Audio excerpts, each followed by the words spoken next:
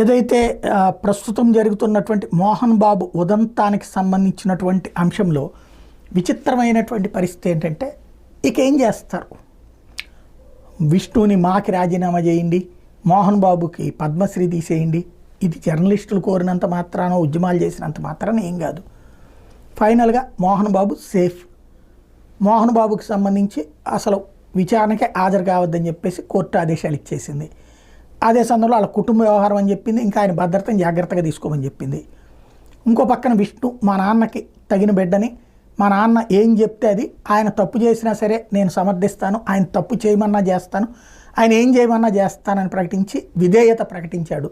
ఇది ఒక ఆస్పెక్ట్. అదే సందర్భంలో మంచు మనోజ్ కూడా మా నాన్నకి విధేయుడిని నేను, మా అన్నకి నాకు వివాదం వచ్చింది, మా నాన్న నన్ను సరిగ్గా అర్థం చేసుకోవట్లేదు, మన్న బాటలో ప్రయాణిస్తున్నాడు అని చెప్పాడు, మా మధ్యన గొడవలు లేవని చెప్పాడు.